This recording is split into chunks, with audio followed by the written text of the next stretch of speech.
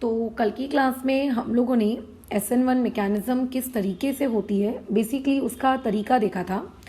तो आज हम लोग थोड़े बहुत SN1 मैकेनिज़्म से रिलेटेड प्रैक्टिस प्रॉब्लम्स देख लेते हैं कि अगर मान लेते हैं तुम लोगों को SN1 का क्वेश्चन आता है तो तुम उसको किस तरीके से अप्रोच करोगे।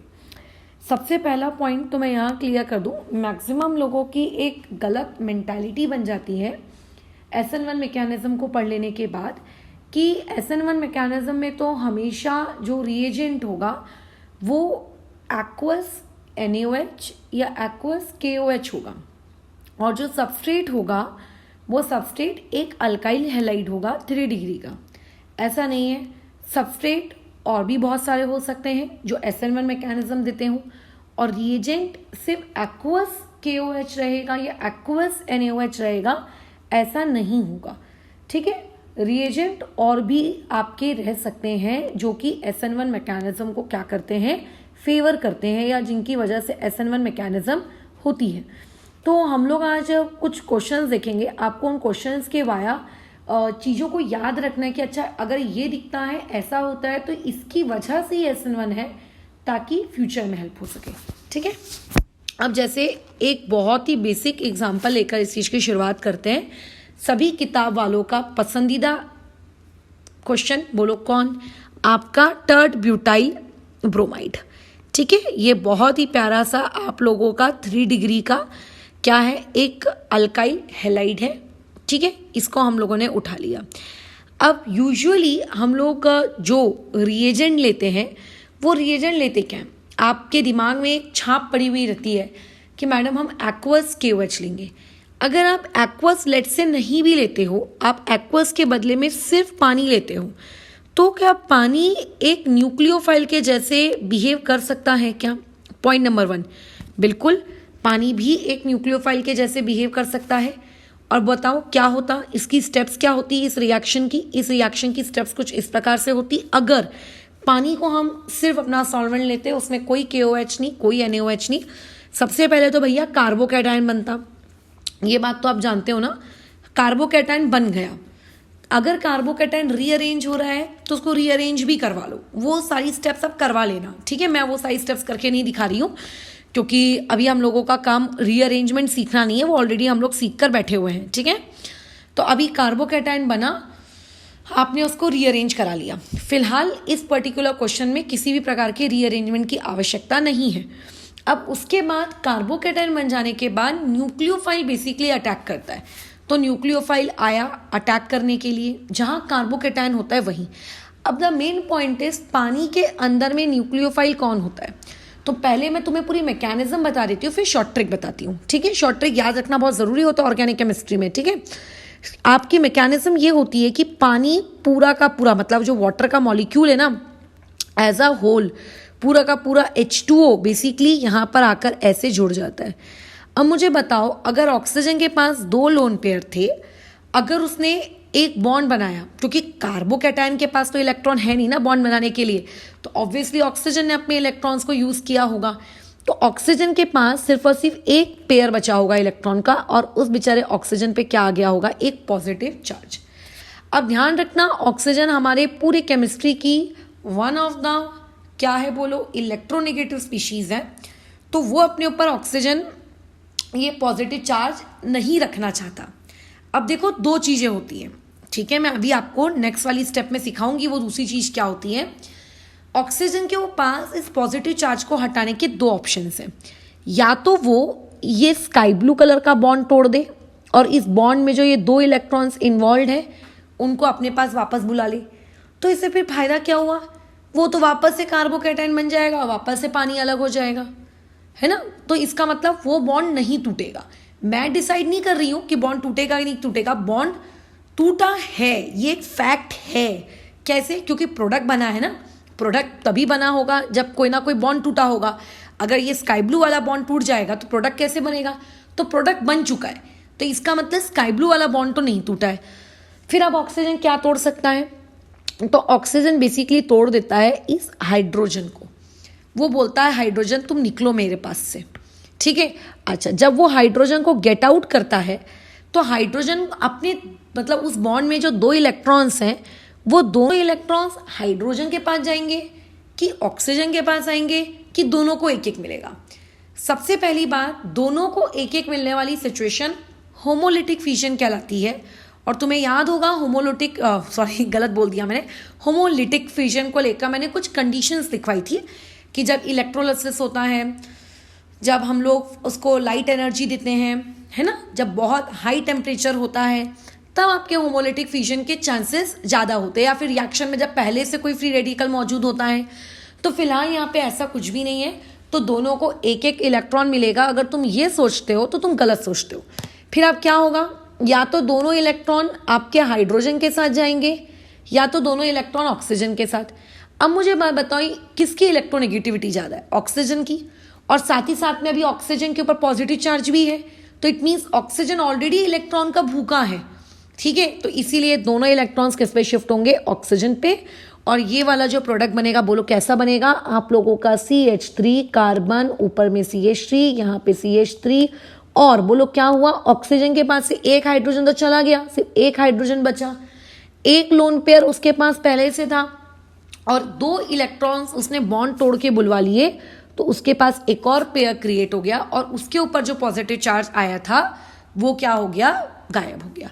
तो इससे आपको शिक्षा क्या मिली? अगर मैं इस पूरे बातचीत के दौरान अगर तुमसे ये पूछती हूँ कि इस पूरे क्वेश्चन की ट्रिक क्या है, कि जब भी आपको वाटर देखने को मिले एज अ न्यूक्लियोफाइल, तो आप क्या करो, वहाँ से जो आप लोगों का जो भी हेलोजन लगा है या फिर जो भी लिविंग ग्रुप लगा है, उस लिविंग ग्रुप को आप हटा दो।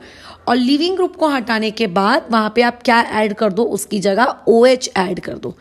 कैसे हुआ ये हमने मैकेनिज्म में देख लिया, ठीक है। बट क्या किया, ये पूरा आपको एग्जाम में अगर याद रहता है, वैसे ये चीज़ याद रहनी चाहिए, बट स्टिल अगर मान लेते याद नहीं रहता है या अपना टाइम सेव करना है, तो आपको कम से कम ये ट्रिक तो याद होनी ही चाहिए।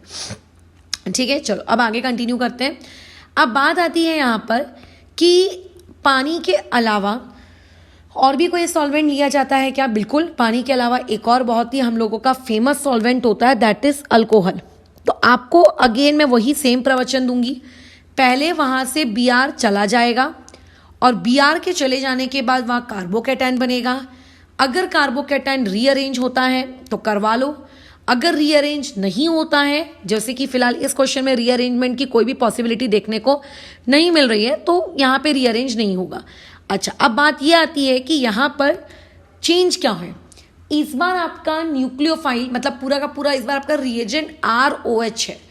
ROH का कौन सा पार्ट इलेक्ट्रॉन रिच है? क्योंकि न्यूक्लियोफाइल का मतलब क्या होता है, जो स्पीशीज इलेक्ट्रॉन रिच होती है हम उसको न्यूक्लियोफाइल कहते हैं। तो इस बार electron rich species again as usual आप लोगों की ऑक्सीजन है, तो यानी कि इस बार ROH यानी कि पूरा का पूरा अल्कोहल मॉलिक्यूल वैसे का वैसे ही जाकर चिपक गया। सेम वही प्रवचन में रिपीट करूंगी अगेन। अब इसके पास देखो 3 ऑप्शन है। एक स्काई ब्लू कलर का बॉन्ड तोड़े, जो कि हो ही नहीं सकता। अगर स्काई ब्लू बॉन्ड टूटेगा तो वापस से कार्बोकैटायन बन जाएगा। अब वापस से कार्बोकैटायन बन गया, इट मीन नो प्रोडक्ट। तो प्रोडक्ट तो बन रहा है, ये तो हम श्योर है, तो स्काई ब्लू बॉन्ड तो नहीं टूट सकता। हाँ, आप वो पिंक बॉन्ड भी तोड़ सकते हो और आप चाहो तो ये येलो कलर का बॉन्ड भी तोड़ सकते हो। मतलब ऑक्सीजन के पास चॉइस है कि वो कौन सा बॉन्ड तोड़ रहा है, या तो हाइड्रोजन बॉन्ड तोड़ रहा है या तो वो कौन सा वाला बॉन्ड तोड़ता है आप लोगों का ऑक्सीजन और R के बीच में जो बॉन्ड है ना, वो तोड़ा जा सकता है। अब देखो ऑर्गेनिक में होता क्या है कि हम लोगों को पहले प्रोडक्ट मिल जाता है और प्रोडक्ट के बाद हम लोग ये डिसाइड करते हैं कि मैकेनिज्म कैसी रही होगी। ये हम लोग पहले डिसाइड नहीं करते, हम लोगों को पहले प्रोडक्ट मिल जाता है और उसके बाद हम डिसाइड करते हैं कि अच्छा ऐसा ऐसा हुआ होगा। अब मैं तुम्हें एक बहुत ही प्यारी सी चीज़ बताती हूँ कि यहाँ इस पूरी प्रोसेस में जो चीज़ टूटती है वो आपको याद रखना है, ठीक है। ये ऑर्गेनिक केमिस्ट्री भैया ऐसी ही, अब क्या कहें, ये आपको याद रखना है कि किस प्रोसेस में कौन सी वाले बॉन्ड टूट रहा है। तो यहाँ पे आप लोगों का अगेन ऊपर वाले के जैसे हाइड्रोजन टूट जाता है, ठीक है। अच्छा, और टूटने के बाद ये क्या होता है, दोनों इलेक्ट्रॉन्स ऑक्सीजन पे वापस, और प्रोडक्ट बोलो इस बार आपका कैसा दिखेगा। इस बार आपके प्रोडक्ट देखिए ऐसा दिखता है कि आप लोगों का CH3 वैसे C, ऊपर का CH3, नीचे का CH3 वैसे का वैसी, ये उसके बाद ऑक्सीजन, ऑक्सीजन के साथ जो H था वो तो चला गया, अब यहाँ पे क्या है आपका R लग गया। बताओ इस पर्टिकुलर प्रोडक्ट को हम लोग क्या कहते हैं, ईथर कहते हैं। यानी कि अल्काइल हैलाइड से हम लोग कहाँ पे हमने मतलब क्या प्रोड्यूस कर लिया, हमने एक ईथर प्रोड्यूस किया। ऊपर वाले में हमने क्या प्रोड्यूस किया था, अल्कोहल प्रोड्यूस किया था। तुम समझ रहे हो, सबस्ट्रेट एक ही है बट उसी एक सबस्ट्रेट से हम लोग वेराइटी ऑफ क्या बना रहे हैं, प्रोडक्ट बना रहे हैं। आप अल्कोहल के बजाय क्या लिख सकते हो, यहाँ पे कोई कार्बोक्सिलिक एसिड ले सकते हो, RC+OOH ये है। अगर मैं इस पर्टिकुलर चीज़ को लेती हूँ तो अगेन इस बार रिएजेंट कौन है, कार्बोक्सिलिक एसिड। कार्बोक्सिलिक एसिड का कौन सा पार्ट जाकर खुद को अटैच करेगा उस कार्बोकैटायन से, डेफिनेटली ऑक्सीजन ही करेगा, बट बात आती है यहाँ पे कि कौन सा वाला ऑक्सीजन करने वाला है खुद को अटैच, तो ये वाला ऑक्सीजन आप लोगों का अटैच करूँगा। वैसे तो दोनों ही ऑक्सीजन की इक्वल प्रोबेबिलिटी रहनी चाहिए रेजोनेंस के अकॉर्डिंग, नहीं बट रेजोनेंस तब होती है जब H नहीं होता है अभी, लेकिन ये वाला जो आपका इलेक्ट्रॉन है ये देखो क्या है, ज़्यादा बेटर है। ज़्यादा बेटर इसीलिए भी है क्योंकि वो एसिडिक हाइड्रोजन है उसके पास। अच्छा, तो अब यहाँ पे क्या होगा, ये ऑक्सीजन है, इस ऑक्सीजन का ये हाइड्रोजन और ये ऑक्सीजन कनेक्टेड है C+O और आगे किससे, आप लोगों के R से। अब अगेन वही पुरानी घिसी पिटी कहानी, बोलो क्या हो जाना है, आपके ऑक्सीजन के पास ऑप्शन है कि वो एक बॉन्ड तोड़ सकता है, या तो वो बॉन्ड तोड़ेगा आप लोगों के H के साथ, या तो ऊपर में ये जो येलो कलर का तुमको बॉन्ड दिख रहा है ये येलो बॉन्ड इसके साथ। बट अगेन यहाँ पे भी एज यूजुअल आपका हाइड्रोजन वाला बॉन्ड टूटता है और प्रोडक्ट आपको मिलता है CH3, यहाँ पे कार्बन, ऊपर में CH3, यहाँ पे CH3, यहाँ पे ये बॉन्ड और उसके बाद ऑक्सीजन, उसके बाद C+O और ये R। बताओ कौन सा फंक्शनल ग्रुप है, ये देखकर पहचानो कौन सा फंक्शनल ग्रुप है, दिस इज ईस्टर। तो यहाँ पे अगर हम एसिड का प्रयोग करेंगे अल्काइल हैलाइड्स में 3 डिग्री के, तो हम मतलब नॉट 3 डिग्री, अल्काइल हैलाइड में अगर एसिड का प्रयोग करेंगे तो हम लोगों को क्या मिल जाएगा, ईस्टर मिल जाएगा। तो आपको बस अभी ट्रिक याद रखनी है। ट्रिक क्या याद रखनी है, अगर आप पानी का इस्तेमाल करते हो तो कार्बो के मतलब लीविंग ग्रुप को हटाओ, OH लगाओ। अगर आप अल्कोहल का इस्तेमाल करते हो तो अगेन मैं वही कहानी कहूँगी कि आप लीविंग ग्रुप को हटाओ, कार्बोकैटायन बनाओ, रीअरेंज होता है तो रीअरेंज करो और फिर उस कार्बोकैटायन की जगह पे आप क्या कर दो, RO ये वाला पार्ट आप क्या कर दो, अटैच कर दो। ऑक्सीजन के थ्रू अटैचमेंट करवाना। अगर आप एसिड का प्रयोग करते हो तो अगेन आपको क्या करना है, H को हटा मतलब लीविंग ग्रुप को हटाना है और आपको किस पार्ट को जाके जोड़ना है, RC+O को आपको जाकर जोड़ देना है, ये इस तरीके से। ठीक है, अब क्या है, पेपर में पूरी मैकेनिज्म करके देखने की फुर्सत किसके पास है ना, तो आप बेसिकली क्या करोगे, आप ट्रिक्स याद रखोगे बस। अब इसी से रिलेटेड हम लोग कुछ क्वेश्चन देख लेते हैं। याद रखना SN1 मैकेनिज्म है, यानी कि कार्बोकैटायन का रीअरेंजमेंट कराना आप नहीं भूलिएगा। कार्बोकैटायन का आपको रीअरेंज कराना ही है। अभी फिलहाल मैं जितने भी क्वेश्चन दे रही हूँ ये सभी के सभी SN1 मैकेनिज्म के हैं, ये मैं खुद तुमको बता रही हूँ। ठीक है, मैं तुम्हें खुद बता रही हूँ कि कौन से मैकेनिज्म के SN1। तो इसमें अभी ये आर्ग्यूमेंट मत करना कि अरे मैडम ये तो 2 डिग्री है ना, अरे मैडम ये तो 1 डिग्री है ना, ये सब नहीं। अभी मैं खुद बता रही हूँ कि ये सारे के सारे आप लोगों के क्या है, SN1 मैकेनिज्म के थ्रू ही करवाना है आपको, इनका प्रोडक्ट SN1 के अकॉर्डिंग ही लिखना है। अब जैसे मान लेते हैं ये दिया है CH3, यहाँ पे दिया है H, यहाँ पे दिया है Br और यहाँ पे दिया है C2H5। यहाँ पे आपने क्या लिखा हुआ है, H2O/Ag पॉजिटिव। देखो सबसे पहले तो H2O इस पर्टिकुलर क्वेश्चन में किसके जैसे बिहेव कर रहा है, एक रिएजेंट के जैसे बिहेव कर रहा है एज वेल एज सॉल्वेंट, है ना। रिएक्शन को एक सॉल्वेंट चाहिए होता है, जैसे हम बोलते हैं एक्वस KOH, तो वहाँ पे जो KOH होता है वो रिएजेंट होता है और एक्वस वहाँ सॉल्वेंट होता है, बट बेसिकली यहाँ पे दोनों का रोल आपका H2O ही प्ले कर रहा है। अब तुम्हें याद होगा कि कल की क्लास में तुम्हें बताए थे कि जो आप लोगों का Ag पॉजिटिव था, ये Ag पॉजिटिव कौन था, ये Ag पॉजिटिव आप लोगों का इस पर्टिकुलर SN1 रिएक्शन का एक कैटलिस्ट था। तो यहाँ पे कैटलिस्ट का कोई रोल नहीं है ना, तो तुमने पढ़ा होगा ना बचपन में कि कैटलिस्ट कभी भी रिएक्शन में पार्टिसिपेट नहीं करते, वो सिर्फ रिएक्शन की स्पीड को इंक्रीज करते हैं। ठीक है, ओके। बताओ, मैं स्टेप बाय स्टेप करके दिखाती हूँ कुछ क्वेश्चंस और उसके बाद हम लोग कुछ क्वेश्चन फिर डायरेक्ट करेंगे। बताइए, स्टेप नंबर 1 बोलो क्या होगी। आपको सबसे पहले क्या क्रिएट करना है, कार्बोकैटायन क्रिएट करना है। अगर H चला मतलब Br चला जाएगा तो बेसिकली यहाँ कार्बोकेटाइन क्रिएट होगा, ये C2H5। क्या ये कार्बोकेटाइन रीअरेंज होगा क्या? फिलहाल अभी ये जो कार्बोकेटाइन है ये कितने डिग्री का कार्बोकेटाइन है? ये 2 डिग्री का कार्बोकेटाइन है। ऊपर ये जाएगा नहीं, क्यों? क्योंकि वो 1 डिग्री का बन जाएगा। नीचे आके उसको कोई फायदा नहीं है क्योंकि वहाँ पे भी 2 डिग्री है, तो बेसिकली यहाँ पे कोई भी रीअरेंजमेंट नहीं होगी। अब यहाँ पे क्या आके अटैच होगा? जैसे कि तुम जानते हो जब जब हम H2O को एज अ रिएजेंट लेते हैं तो आपको OH अटैच करना होता है, यानी कि फाइनल स्टेप नंबर 2 में आंसर क्या आएगा आप लोगों का? CH3, ये आप लोगों का कार्बन, इस तरफ से H, इस तरफ से OH और नीचे में C2H5। अब एक ना मेरी बात पे ध्यान देना, आप लोग अगर चेक करोगे तो ये कार्बन आप लोगों का, आपको नहीं लगता कायरल कार्बन प्रोड्यूस हो चुका है? ये देखो कैसा कार्बन है ये आप लोगों का कायरल है। कायरल का मतलब क्या होता है? जब किसी कार्बन से जो 4 बॉन्ड बने हो और वो चारों के चारों बॉन्ड यदि डिफरेंट हो तो उस पर्टिकुलर कार्बन को हम कौन सा कार्बन कहते हैं? कायरल। तो जब जब आपका कार्बन कायरल होता है तो 2 प्रोडक्ट्स बनते हैं, ठीक है? 2 प्रोडक्ट्स बनते हैं, ठीक है? 2 प्रोडक्ट्स बनते हैं, एक दूसरे की non super imposable mirror images, ठीक है? 2 प्रोडक्ट्स बनते हैं, यानी कि यहाँ पे इस प्रोडक्ट के अलावा एक और प्रोडक्ट बनेगा। बोलो क्या? आपने OH को इस तरह से अटैच करवाया ना, आप इसके अपोजिट डायरेक्शन से अटैच करो। बाकी के जो 2 लोग्स हैं, मतलब जो टॉप और बॉटम वाले हैं, उनको वैसे का वैसे ही रखो। अब आपका H राइट में हो जाएगा और OH आप लोगों के लेफ्ट में। ऐसे 2 प्रोडक्ट्स बनेंगे। ये 2 प्रोडक्ट तब तक बनेंगे जब तक आपका प्रोडक्ट में बनने वाला कार्बन कायरल होगा, ठीक है? या फिर आप ये कह सकते हो जब आपका ऑलरेडी रिएक्टेंट कायरल होगा तब, ठीक है?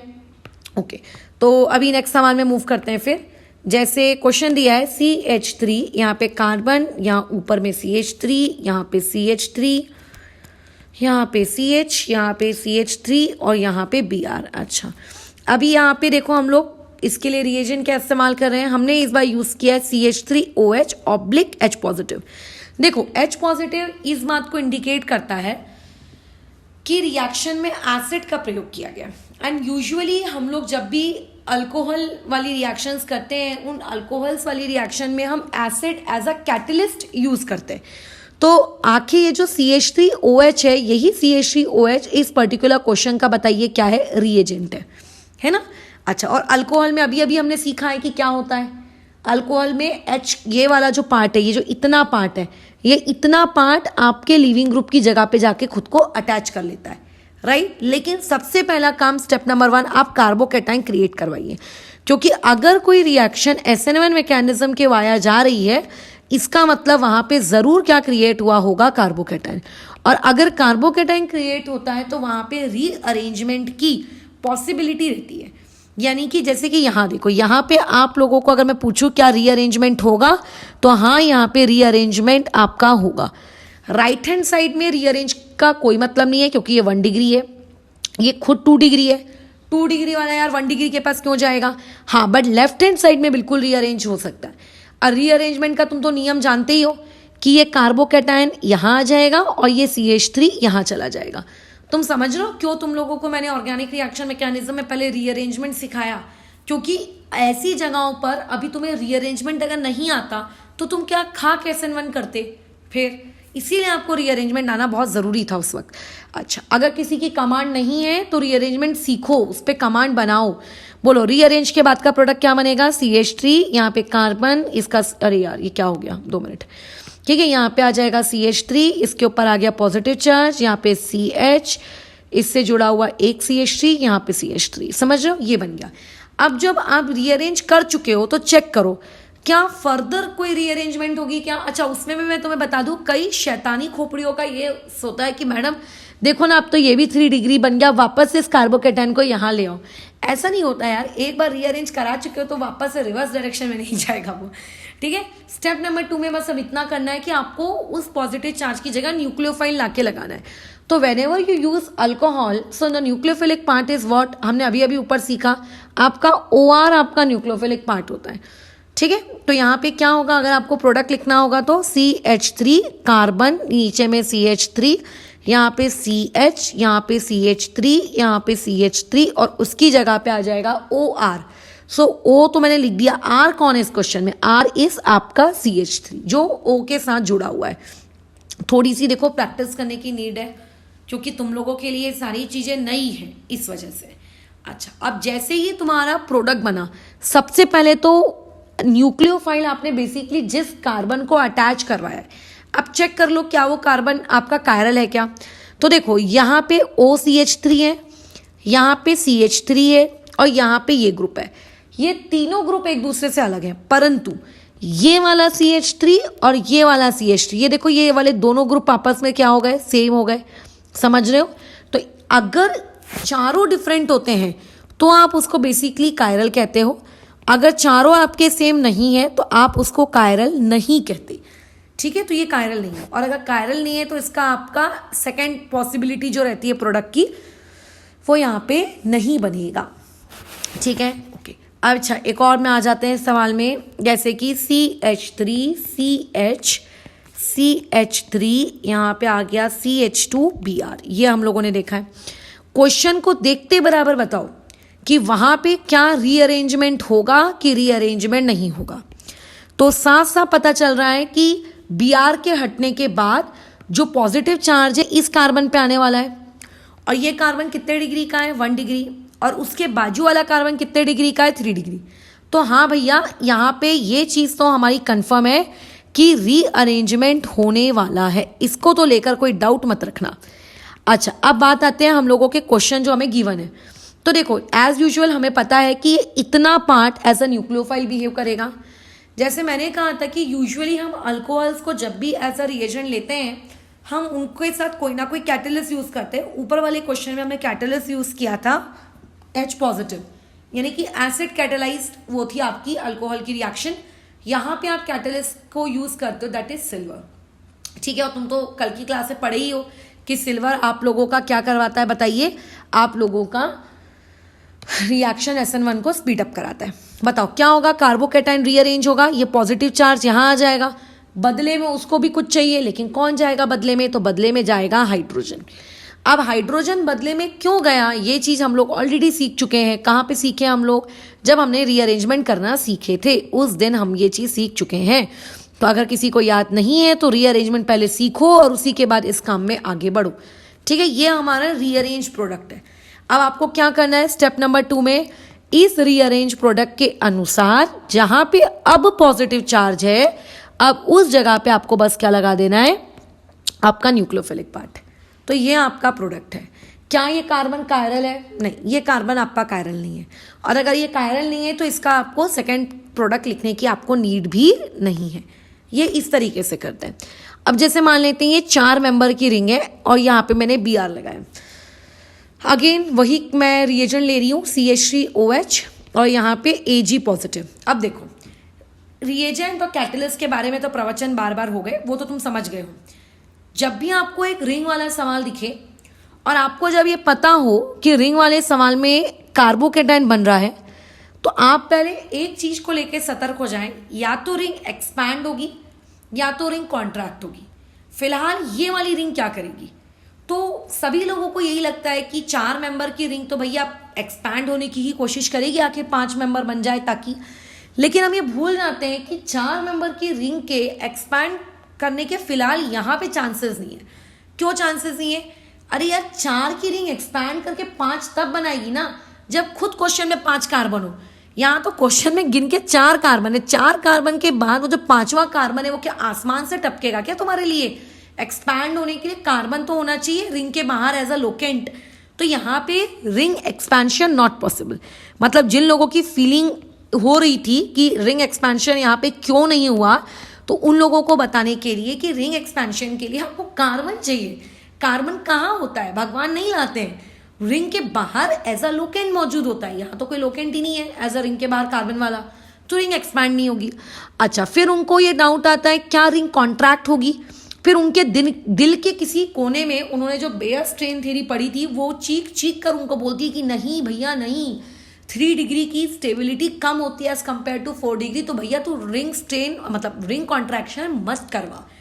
बट वो इंसान भूल जाता है कि अगर ये 4 मेंबर की रिंग कॉन्ट्रैक्ट होगी तो कॉन्ट्रैक्ट होने के बाद ठीक है। जब यहाँ पे रिंग का कॉन्ट्रैक्शन होगा तो रिंग का कॉन्ट्रैक्शन होने के बाद जो प्रोडक्ट यहाँ बनता है वो बनता है CPC, और CPC दुनिया में आप लोगों का हाईली अनस्टेबल कार्बोकैटायंस में से एक है। तो यस, यहाँ पे रिंग कॉन्ट्रैक्ट होगी। ठीक है, तो तुम्हें ये सारी चीजें मैं ऑलरेडी बता चुकी हूं जिस वक्त रिंग कॉन्ट्रैक्शन पढ़ाया है कि रिंग किस तरीके से कॉन्ट्रैक्ट होती है। तो वापस से अगर मैं फिर से अभी पढ़ाना शुरू कर दूंगी तो तुम बताओ पहले से पढ़ाने का क्या फायदा, तुम्हारे ऊपर क्या प्रेशर आया है ना। सीखना तुमको है यार, मुझको थोड़ी ना सीखना है। और ऐसा तो होगा नहीं कि एक ही वीडियो की एक ही चीज को मैं 50 जगह बताऊंगी तो तुम ज्यादा सीख जाओगे। सीखने की एबिलिटी तुम्हारे अंदर है। तुम हो सकता है कि उस चीज को एक बार में देख के सीख जाओ, हो सकता है 500 बार देख के भी ना सीखो। तो डिपेंड कि आप कितनी प्रैक्टिस करते हो। तो 4 वाला जो कार्बोकैटायन रिंग होता है वो कॉन्ट्रैक्ट होकर CPC बनाता है। अब जब CPC बन चुका है तो स्टेप नंबर 2 पे आप आओ एकदम शान से, और उस कार्बोकैटायन की जगह पर आकर आप बस क्या लगा दो भैया, अपना न्यूक्लियोफाइल। और इस केस में न्यूक्लियोफाइल कौन है, ध्यान दीजिए यहाँ पे न्यूक्लियोफाइल है। पे देखो, पहले तो ये एक कार्बन है, ये एक कार्बन आपके एक ऑक्सीजन से जुड़ा है और उसके बाद वहां पे CH3 है। ये आपका प्रोडक्ट है। लोग क्या करते हैं, इस वाले ऑक्सीजन को मिस कर देते हैं। अभी देखो मैं भी मिस कर रही थी, ठीक है, मैं भी मिस कर रही थी। मैं कैसे मिस्टेक देखो यहाँ पे क्या होती है, लोग जल्दबाजी में इसका आंसर पता है क्या बना देते हैं। ये देखो, ये इस तरीके से बना देते हैं, ये ऐसा, ये मिस्टेक होती है। एक्चुअली ये भी तो एक कार्बन है ना, दिस इज अ कार्बन, है ना। ये पॉइंट आप लोगों का क्या है, carbon. How you can miss it, इसको मिस नहीं कर सकते, you can not miss this. तो ये मिस्टेक होती है यूजुअली, और आप लोगों को इस तरीके का एक ऑप्शन ज़रूर आपके नीचे दिए हुए क्वेश्चन में मिलेगा जिसमें बाजू वाला मिस्टेक वाला ऑप्शन भी होगा। तो मेरे जैसे डफर्स के लिए वो होता है जो जल्दबाजी में ये वाली चीज़ें कर देते हैं। तो ध्यान रखिएगा कि ऐसा ना हो। अच्छा, इसके अलावा एक और क्वेश्चन देख लेते हैं रिंग का ही। अब जैसे मान लेते हैं ये ऑप्शन है, ये देखो अगेन मैंने 4 कार्बन की एक रिंग दी, मेरी फेवरेट। बट ऊपर वाले सवाल से इस वाले सवाल पे मैंने ये वेरिएशन किया कि इस बार मैंने बाहर एक CH2 क्रिएट किया और फिर मैंने Br क्रिएट किया। अब तुम तो जानते हो कि स्टेप नंबर 1 में भैया कार्बोकैटायन क्रिएट होगा, और अगर कार्बोकैटायन क्रिएट होगा तो कार्बोकैटायन बताओ यहाँ क्रिएट हो रहा है। अब मुझे बताओ ये रिंग खुद को कॉन्ट्रैक्ट करेगी कि ये रिंग खुद को एक्सपैंड करेगी। तो सबसे पहले तो एक बात का ध्यान रखना, यहाँ पे रिंग एक्सपेंशन पॉसिबल है, क्योंकि रिंग एक्सपेंशन की कंडीशन क्या होती है कि कार्बोकैटायन जिस भी कार्बन पर है, मतलब पॉजिटिव चार्ज जिस भी कार्बन पे है, वो अगर मैं उसको दे देती हूँ 1 नंबर तो वो डायरेक्टली कनेक्टेड होना चाहिए रिंग से। क्या ये कनेक्टेड है? बिल्कुल कनेक्टेड है। ऊपर वाले केस में मैं ऑलरेडी समझा चुकी हूँ कि रिंग एक्सपेंशन क्यों नहीं हो रहा था। अगर रिंग में कितने कार्बन हो गए 4, और रिंग के बाहर कितने कार्बन हो गया 1, तो टोटल कितना हो गया 5। तो इनडायरेक्टली यहाँ पे रिंग एक्सपैंड होगी, और तुम तो जानते हो कि एक्सपैंड होने के बाद ये क्या बन जाएगा, साइक्लोपेंटेन। कैसे बन रहा है ये आपको ऑलरेडी सिखाया है। बस आपको यहाँ क्या करना, अच्छा रिएजेंट, सॉरी मैंने यहाँ लिखा नहीं, यहाँ पे देखो हम जो रिएजेंट यूज कर रहे हैं वो ये है CH3 C double bond O CH3। क्या तुम इस प्राणी को पहचानते हो, ये कौन है? डू यू नो हिम कि ये कौन स्पीशीज है? तो yes we know, CH3 C double bond O CH3 is our acetone. ये कौन है भैया महाशय? एसीटोन। एसीटोन को लेकर मैं कहानी सुनाऊंगी कल जब हम लोग SN2 मैकेनिज्म पढ़ लेंगे ना तब। अच्छा, अभी मतलब एसीटोन देखते बराबर तुम्हें ऐसा नहीं लगना चाहिए कि एसीटोन बेसिकली आप लोगों का क्या है, वहां पर रिएजेंट है। वो आपका रिएजेंट नहीं है। रिएजेंट भैया यही है आप लोगों का H2O, और जब H2O आप लोगों का रिएजेंट होता है तो तुम तो जानते हो क्या होता है, OH अल्कोहल, है ना। हम लोगों ने अभी क्लास की स्टार्टिंग में ही वो पढ़ लिया था। तो क्या होगा, ये आप लोगों का साइक्लोपेंटेन, और यहाँ से लग गया OH। डन।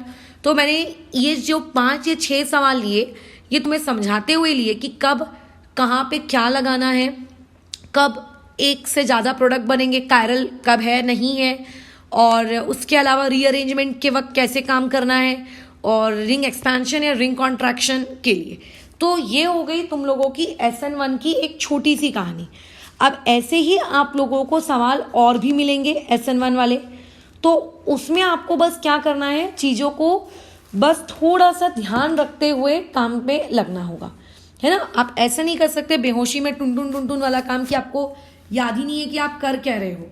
ठीक है, चलो जैसे अभी आगे बढ़ते हैं, कुछ क्वेश्चंस और लेते हैं। पहले तो हम लोग रुको, क्या ले, 2 मिनट।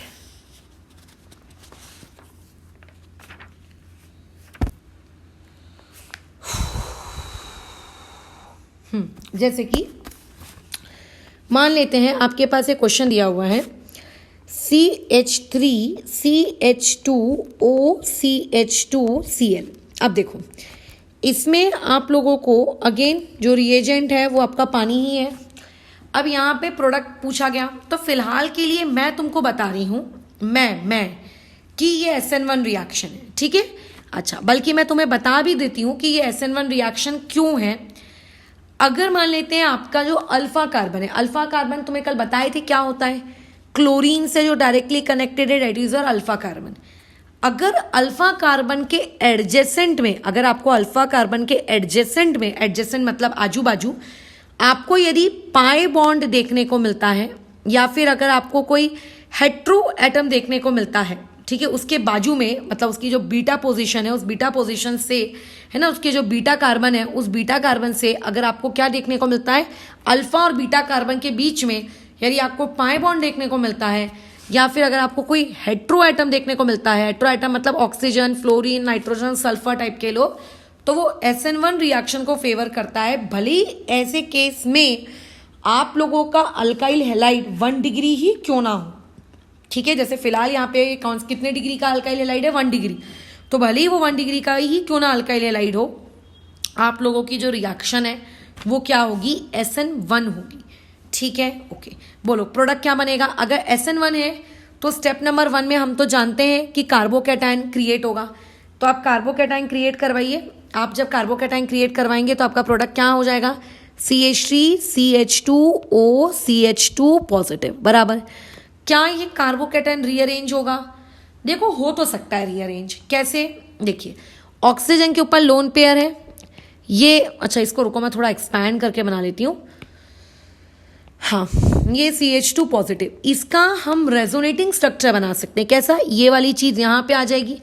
अब इसका हमने रेजोनेटिंग स्ट्रक्चर बना लिया, लो ये हमने इसका रेजोनेटिंग स्ट्रक्चर बना लिया, CH3CH2, ऑक्सीजन ने अपना एक लोन पेयर यूज कर लिया, तो बेचारे के ऊपर सिर्फ एक ही बचा, और एक उसके ऊपर पॉजिटिव चार्ज आ गया, है ना, आ गया। अच्छा, क्योंकि उसने अपना लोन पेयर यूज किया है इसीलिए डबल बॉन्ड हो गया, और CH2 के ऊपर का जो पॉजिटिव था वो गायब हो गया। इस तरीके से हम लोगों को 2 रेजोनेटिंग स्ट्रक्चर्स मिल रहे हैं, बराबर, ठीक है। अच्छा, अब तुम मुझे बताओ कि क्या होता है जब हम पानी डालते हैं, कार्बोकैटायन पर जाकर क्या होता है, आपका OH लगता है। अब भैया ये तो कार्बोकैटायन नहीं है ना, ये तो तुम जानते हो ना कि ये तो कार्बोकैटायन नहीं है। अब क्योंकि ये कार्बोकैटायन नहीं है तो ऑब्वियस है कि पानी यहाँ वाले प्रोडक्ट के साथ रीअरेंज होकर बनेगा, CH3CH2, कितना आ जाएगा O, और यहाँ पे CH2, और उसी CH2 से आपका क्या लग गया, OH। So this will be your product, ठीक है, ये इस तरीके से होगा। अच्छा, अब कई बार घुमाने फिराने के लिए तुम लोगों को सवाल दे दिया जाता है और तुम लोग मूर्ख भी बन जाते हो। याद रखना, जब भी ब्रिज हेड पोजीशन का कोई, मतलब जब भी आपको बाइसाइक्लो का कोई सवाल दिखे तो अपने अंदर मंत्र जपते रहना कि ब्रिज हेड पोजीशन पे ना तो SN1 होगी ना तो SN2 होगी। हाँ, अब अगर किसी को ब्रिज हेड पोजीशन क्या होती है यही नहीं पता है तो ऐसे महान ज्ञानियों के लिए कुछ नहीं कर सकते।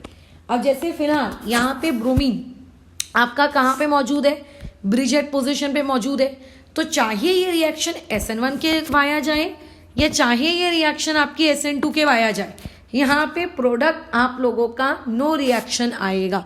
जैसे मैं कह भी देती हूँ कि यहाँ पे लेट से पानी डाला तो तुम्हें अपना जवाब क्या लिखना है, यहाँ पे नो रिएक्शन। क्यों नो रिएक्शन, क्योंकि अगर मैं Br को निकाल के पॉजिटिव क्रिएट भी करवा लेती हूँ तो वो पॉजिटिव ब्रिज हेड पे क्रिएट होगा, और ब्रिज हेड पे ब्रेड्स रूल के अकॉर्डिंग sp2 हाइब्रिडाइजेशन या फिर ली प्लेनर ज्योमेट्री पॉसिबल नहीं होती है, ठीक है, इसी वजह से हम लोग ये चीज़ नहीं करेंगे। अच्छा, अब जैसे ये सवाल है, यहाँ पे आयोडीन लगा हुआ है, यहाँ पे आपको मैं बता रही हूँ पहले से कि ये क्वेश्चन क्या है, SN1 रिएक्शन के वाया जा रहा है, मैं बता रही हूँ, पेपर में बताकर नहीं आता है कि SN1 के वाया जा रहा है कि SN2 के वाया जा रहा है। फिलहाल अभी क्योंकि हम SN1 का टॉपिक पढ़ रहे हैं इसलिए तुम्हें बता रहे हैं, बाद में ये चीज़ तुमको जज करनी होगी और कैसे जज करोगे वो भी हम सीखेंगे, ठीक है। अच्छा बताओ क्या होगा स्टेप नंबर 1, इमेजिन करो। स्टेप नंबर 1 में सबसे पहले तो आई चला गया, आई के चले जाने के बाद यहाँ पे कार्बोकैटायन क्रिएट हो गया। क्या ये कार्बोकैटायन खुद को रीअरेंज करेगा क्या? कल मैंने ये वाली चीज़ तुमको सिखाई थी कि हाँ यहाँ पे रीअरेंजमेंट होगा और यहाँ पे रीअरेंज होने के बाद ये कार्बोकैटायन यहाँ पर आएगा। क्यों? क्योंकि यहाँ पे 4 अल्फा हाइड्रोजन है और अगर रीअरेंज हो जाता है तो यहाँ पे टोटल 5 अल्फा हाइड्रोजन होते हैं, तो हाइपर कॉन्जुगेशन की वजह से ये रीअरेंज होगा, ठीक है। अच्छा अब आप NeOH डाल रहे हो तो अभी तुम्हें बताए हैं कि क्या होता है, बताओ प्रोडक्ट बोलो क्या बनेगा इसका। आप लोगों का जब ये रीअरेंज हो गया तो रीअरेंज होने के बाद जहाँ कार्बोकैटायन आया है वहाँ पे क्या लग जाएगा, OMe। क्यों लगा? देखो वीडियो के स्टार्टिंग में ही तुम्हें सिखाएं कि पानी डालने पे क्या करना है, अल्कोहल डालने पे क्या करना है और एसिड डालने पर आपको क्या करना है, ठीक है। तो रीअरेंजमेंट की जो पॉसिबिलिटी होती है उसे कभी भी भूलने का नहीं कि रीअरेंजमेंट की पॉसिबिलिटी आप लोगों का आंसर बना सकती है, याद रखना नहीं तो बिगड़ जाएगा बहुत। चलो जैसे कल एक और क्वेश्चन दिए थे, जैसे कि मान लेते हैं ये आपका क्वेश्चन है, ये तो बना ही नहीं,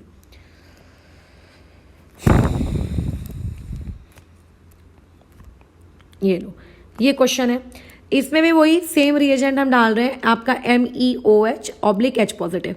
H पॉजिटिव क्यों डाल रहे हैं अल्कोहल के साथ? एज अ कैटलिस्ट बिहेव कर रहा है और क्या करेगा। सबसे पहले तो अपने दिमाग में इमेजिन करो अगर मैं Cl को हटाती हूँ तो Cl क्या बनाएगा, एक कार्बोकैटायन बनाएगा।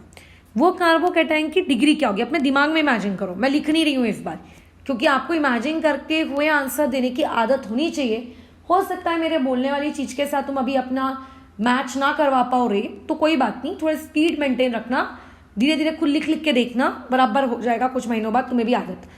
तो वहाँ पे एक क्या क्रिएट होगा, पॉजिटिव चार्ज, है ना। चलो तो वो पॉजिटिव चार्ज की डिग्री क्या है इमेजिन करो, तो वो पॉजिटिव चार्ज की डिग्री है 3 डिग्री। क्या ये इमेजिन कर पाए? ठीक। अब जो लोग इमेजिन नहीं कर पाए उन लोगों के लिए हम बना देते हैं यहाँ पर, या आप लोगों का बॉन्ड, यहाँ पे पॉजिटिव चार्ज। अब इसकी डिग्री आप देख लीजिए कितना डिग्री है, डिग्री देखना आना चाहिए आपको। ये कितने डिग्री का है, देखो ये 3 डिग्री का है। अब ये कितने डिग्री का है, ये भी 3 डिग्री का है। तो कई लोगों को ऐसा लगता है कि यहाँ पे रीअरेंज की क्या आवश्यकता है, 3 डिग्री से 3 डिग्री में जाके क्या फायदा उखाड़ लोगे। तो भैया अगर बाजू में जाएगा तो माना कि 3 डिग्री से 3 डिग्री जा रहे हो, बट CPC बन रहा है वहाँ पर, है ना। वहाँ पे क्या बन रहा है, CPC। और अगर CPC बन रहा है इसका मतलब वो ज़्यादा फायदेमंद है ना, वो ज़्यादा फायदे का सौदा है। इसका मतलब वहाँ पे रीअरेंजमेंट होगा और कार्बोकैटायन अब यहाँ पर आएगा। और अगर यहाँ पे कार्बोकैटायन आया तो यानी कि अब आपका जो प्रोडक्ट है वो नए वाले कार्बोकैटायन के अकॉर्डिंग क्या होगा, बनेगा। मतलब नया वाला कार्बोकैटायन जहाँ बना है उस नई वाली पोजीशन पर क्या हो जाएगा, आप लोगों का ये कौन सा वाला ग्रुप, OMe वाला ग्रुप आकर खुद को क्या करेगा, अटैच करेगा। बराबर कौन सा वाला ग्रुप आकर अटैच करेगा खुद को, OMe वाला ग्रुप यहाँ पे खुद को अटैच करेगा। ये इस तरीके से। अब सबसे ज़रूरी सूचना, जब भी आप SN1 रिएक्शन करो आप हमेशा ये चेक करो कि जो प्रोडक्ट बन रहा है क्या वो कायरल है क्या। हाँ यार इस बार ये प्रोडक्ट तो कायरल है। क्यों? क्योंकि देखो ये एक साइक्लोप्रोपेन एक टाइप का ग्रुप, ये आप लोगों का एक मिथाइल ये दूसरे टाइप का ग्रुप, ये आप लोगों का OMe ये मिथॉक्सी। देखो बाजू वाला Me है और ये OMe है, तो डिफरेंस तो है। और जो राइट हैंड साइड में है ये तो भैया पूरा का पूरा एक अलग ही प्रकार का ग्रुप। तो क्योंकि यहाँ पे चारों ग्रुप्स उस पर्टिकुलर ऑक्सीजन के अराउंड, सॉरी उस पर्टिकुलर कार्बन के अराउंड अलग है, इसका मतलब ये कार्बन कायरल है। अगर ये कार्बन कायरल है तो इसका एक सेकेंड पॉसिबिलिटी भी बनेगा, और इसकी सेकेंड पॉसिबिलिटी बोलो क्या बनेगी, आपने जो बाकी चीज़ें बनाई हैं आप वैसी के वैसी रख दो, एक बार OMe ऊपर आ जाएगा और आप लोगों का ये साइक्लोप्रोपाइल वाला ग्रुप नीचे की तरफ आ जाएगा, है ना। OMe ने इस बार नीचे से अटैक किया ना, हमने मतलब नीचे से प्रोडक्ट बनाया, तो एक बार ऊपर वाला प्रोडक्ट भी आप क्या कर लीजिए, बना लीजिए, ठीक है। तो ये इस तरीके से काम होगा। और देख लेते हैं कुछ क्वेश्चंस को हम लोग डील कर लेते हैं, उनके साथ भी तुम्हें आत्मसंतुष्टि हो जाएगी कि तुम्हें चीज़ें बनती हैं। जैसे कि अभी अभी ऊपर हमने एक रिंग वाला क्वेश्चन किए थे, एक और रिंग वाला क्वेश्चन करते हैं। रिंग एक्सपेंशन क्या हम सीखे हैं? बिल्कुल हम ये चीज़ सीखे हैं। क्या तकलीफ होगी? बिल्कुल नहीं, कोई तकलीफ नहीं होगी हमको, बताओ।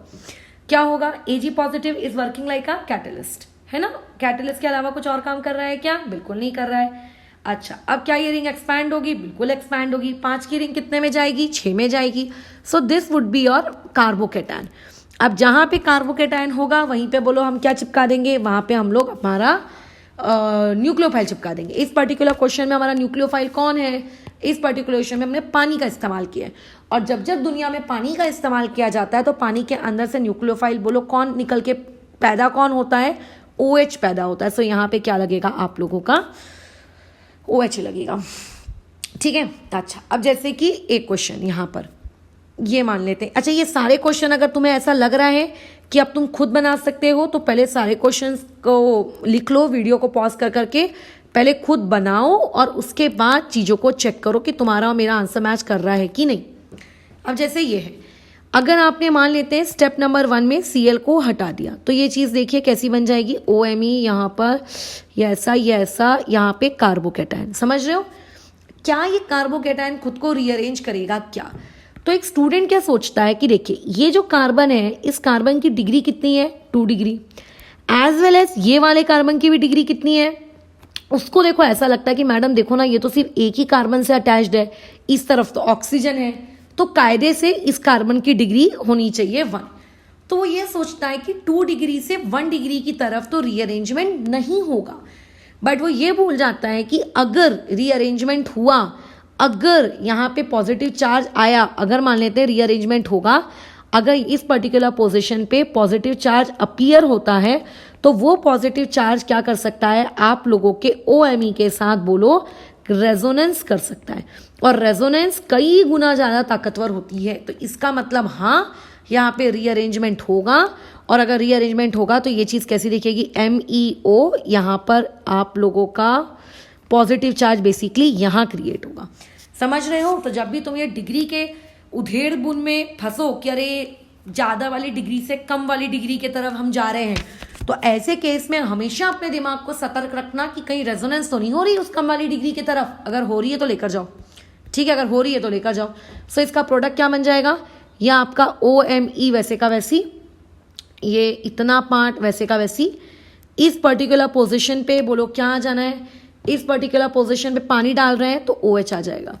अब चेक करिए क्या ये पोजीशन कायरल है, बिल्कुल ये पोजीशन कायरल है। देखो इस तरफ से OMe, इस तरफ से OH, इस तरफ से तो बड़ा सा कार्बन का चेन, और चौथा बॉन्ड आपको दिख नहीं रहा है, मतलब चौथी चीज है हाइड्रोजन। तो इसका एक और प्रोडक्ट बनेगा, that another product will be what, आप लोगों का OH आप नीचे कर दीजिए और H को आप क्या कर दीजिए ऊपर, है ना। अच्छा, अब कई बार कैसा, मैं जो प्रोडक्ट बना रही हूँ उसमें वर्ड क्या बोल रही हूँ, ऊपर कर दो, नीचे कर दो, लेफ्ट है तो राइट कर दो।